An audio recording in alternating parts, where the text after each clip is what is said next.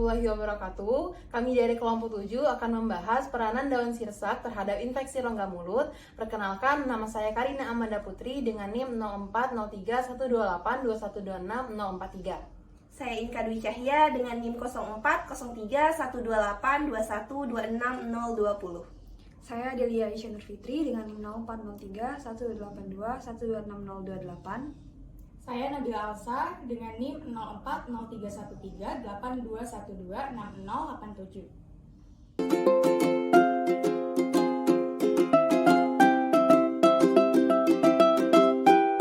Andona muricatalin atau tanaman sirsak merupakan tanaman yang memiliki banyak manfaat dan sering digunakan sebagai obat tradisional. Tanaman sirsak juga sering digunakan dalam bidang penelitian, termasuk di antaranya bidang kedokteran gigi. Seluruh bagian dari tanaman sirsak dapat digunakan sebagai obat, termasuk yaitu daun sirsak. Daun sirsak digunakan sebagai antibakteri dan antifungi terhadap patogen oral. Daun sirsak memiliki kandungan diantaranya yang pertama acetogenin yang berfungsi sebagai anti kanker, flavonoid yang berfungsi sebagai anti jamur dan antibakteri, saponin yang berfungsi sebagai anti jamur, dan tanin yang berfungsi sebagai anti jamur dan antibakteri. Terdapat 4 penelitian mengenai peranan daun sirsak yang mana terbagi menjadi 2 penelitian anti jamur dan 2 penelitian antibakteri yang semuanya menggunakan metode in vitro. Pada penelitian pertama yaitu anti jamur menggunakan jamur Candida albicans yang ditanam pada media Sabarot Destors agar, yang mana penelitian ini dibagi menjadi beberapa konsentrasi, yaitu konsentrasi 1%, 5%, 10%, dan 15%, dan 20%. Pada daun sirsak, konsentrasi 1% dan 5% menunjukkan zona hambat sebesar 13 mm. Dan pada konsentrasi 10, 15, dan 20%, zona hambat yang terbentuk lebih besar, yaitu sebesar 15 mm. Penelitian menggunakan kontrol positif yaitu chlorhexidin gluconat 0,2% dan fluconazole. Bila dibandingkan dengan kontrol positif, zona hambat dari chlorhexidin gluconat 0,2% menunjukkan zona hambat yang lebih besar yaitu 25,4 mm dan zona hambat pada kontrol positif fluconazole juga lebih besar yaitu 21,2 mm. Nah, hal ini menunjukkan bahwa zona hambat pada kontrol positif lebih besar daripada zona hambat dari konsentrasi ekstrak daun sirsak. Penelitian kedua, Candida albicans ditanam pada media Sabarot glukos agar 2% yang diberi ekstrak murni daun sirsak. Kontrol positifnya yaitu ketoconazole yang mana merupakan obat anti jamur. Dan untuk kontrol negatifnya yaitu etanol 96%. Penelitian ini meneliti mengenai zona hambat. Berdasarkan hasil yang diperoleh, diketahui bahwa ekstrak murni daun sirsak ini menunjukkan rata-rata zona hambat sebesar 12,5 mm, mana lebih tinggi dari zona hambat pada kontrol negatif yaitu 0 mm atau tidak menunjukkan zona hambat sama sekali. Dan untuk kontrol positif menunjukkan di angka 34,1 mm yang mana zona hambatnya lebih tinggi dari zona hambat pada ekstrak murni daun sirsak. Hal ini menunjukkan bahwa ekstrak murni daun sirsak ini memiliki efek dapat menghambat Candida albicans yang ditunjukkan dengan terbentuknya zona hambat tersebut. Namun memang jika dibanding dengan kontrol positif, zona hambatnya masih lebih kecil. Yang kedua, penelitian antibakteri. Penelitian pertama, Staphylococcus aureus ditanam pada media nutrien agar yang diberi ekstrak metanol dari daun sirsak dengan konsentrasi 5, 10, 25, 50, 100, 150, 200, 250, dan 300 mg per mililiter. Pada konsentrasi 5 mg per mililiter, zona hambat yang ditunjukkan sebesar 8,6 mm. Lalu seiring bertambahnya konsentrasi, zona hambat yang terbentuk juga ikut bertambah. Terlihat pada konsentrasi 300 mg per mililiter, zona hambat yang terbentuk sebesar 16,4 mm. Lalu, Staphylococcus aureus juga diberi fraksi kloroform dari daun sirsak dengan konsentrasi 5, 10, 25, 50, 100, 150, 200, 250, dan 300 mg per mililiter. Pada konsentrasi 5, 10, dan 25 mg per mililiter belum ditunjukkan adanya zona hambat dan baru terlihat pada konsentrasi 50 mg per mililiter sebesar 8,8 mm. Seiring bertambahnya konsentrasi, zona hambat yang terbentuk juga ikut bertambah. Terlihat pada konsentrasi 300 mg per mililiter, zona hambat yang terbentuk sebesar 12,1 mm. Jika dibandingkan, maka ekstrak metanol lebih efektif dibandingkan fraksi kloroform dari daun sirsak.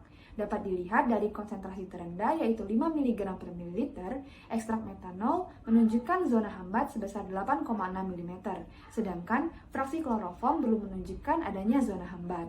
Lalu, pada konsentrasi paling tinggi yaitu 300 mg per mililiter, ekstrak metanol menunjukkan zona hambat sebesar 16,4 mm, sedangkan fraksi kloroform hanya menunjukkan zona hambat sebesar 12,1 mm. Selanjutnya, jika dibandingkan dengan kontrol negatif berupa tidak diberi perlakuan apapun, ekstrak metanol daun sirsak tetap memiliki zona hambat yang lebih besar dibandingkan dengan kontrol negatif yang tidak menunjukkan adanya zona hambat. Penelitian kedua yaitu Staphylococcus aureus yang ditanamkan pada agar nutrien dan diberikan dua jenis ekstrak, yaitu ekstrak etil asetat dari daun sirsak dan ekstrak metanol dari daun sirsak dengan konsentrasi yang berbeda, yaitu dengan konsentrasi 12,5 mg per mililiter, 25 mg per mililiter, 50 mg per mililiter, dan 100 mg per mililiter. Dengan kontrol positifnya yaitu dengan gentamisin pada pemberian ekstrak etil asetat dari daun sirsak dengan konsentrasi terendah yaitu 12,5 mg per mililiter memiliki zona hambat sebesar 15 mm. Seiring bertambahnya konsentrasi, zona hambatnya akan semakin besar juga. Terlihat pada konsentrasi tertinggi yaitu pada konsentrasi 100 mg per mililiter memiliki zona hambat sebesar 25 mm. Pada pemberian ekstrak metanol dari daun sirsak dengan konsentrasi terendah yaitu 12,5 mg per mililiter belum menunjukkan zona hambat. Kemudian diberikan konsentrasi sebesar 25 mg per mililiter sudah menunjukkan zona hambat sebesar 10 mm. Seiring bertambahnya konsentrasi, maka semakin besar zona hambatnya. Terlihat pada konsentrasi terbesar yaitu pada konsentrasi 100 mg per mililiter memiliki zona hambat sebesar 15 mm. Dari penelitian ini dapat dilihat bahwa hasil ekstrak dari etil asetat lebih besar zona hambatnya dibandingkan ekstrak metanol dari daun sirsak. Jika dibandingkan dengan gentamisin, zona hambat yang terbesar yaitu berada pada gentamisin. Mekanisme kerja dari kandungan daun sirsak. Yang pertama, asetogenin. Asetogenin bersifat sitotoksisitas terhadap sel kanker, berperan dalam menghambat sumber energi bagi pertumbuhan sel kanker yang menyebabkan sel tidak dapat membelah dengan baik. Yang kedua, flavonoid. Flavonoid bekerja dengan cara mengganggu proses difusi makanan ke dalam sel sehingga pertumbuhan jamur terhenti atau jamur tersebut mati. Selain itu, flavonoid ini juga bekerja sebagai antibakteri dengan merusak permeabilitas dinding sel bakteri. Flavonoid memiliki senyawa fenol yang bersifat fungistatik atau anti jamur. Yang ketiga, saponin. Saponin ini bersifat surfaktan yang membentuk polar sehingga akan memecah lemak pada membran sel yang pada akhirnya menyebabkan gangguan permeabilitas membran sel. Hal tersebut mengakibatkan proses difusi bahan atau zat-zat yang diperlukan oleh jamur itu dapat terganggu, yang mana akibatnya sel jamur dapat membengkak atau bahkan pecah, lisis, serta saponin inilah juga yang berperan dalam membentuk zona hambat. Yang keempat, tanin. Tanin bekerja sebagai antibakteri pada konsentrasi rendah dengan cara merusak membran sitoplasma yang menyebabkan kebocoran sel. Sedangkan pada konsentrasi yang tinggi, tanin akan koagulasi dengan protein seluler. Mekanisme kerja tanin ini yaitu dengan cara menciutkan atau mengendapkan protein dari larutan dengan membentuk senyawa yang tidak larut. Selain itu, tanin juga berperan dalam sistem pertahanan tubuh dan mempunyai aktivitas antioksidan. Potensi daun sirsak sebagai alternatif pengobatan terhadap infeksi rongga mulut dapat dipertimbangkan. Daun sirsak dapat digunakan sebagai campuran dalam pembuatan obat kumur dan pasta gigi. Selain itu, daun sirsak juga dapat dikonsumsi dengan cara yang lebih mudah, yaitu dengan jadikan minuman seperti teh, serta dapat diformulasikan dalam bentuk obat.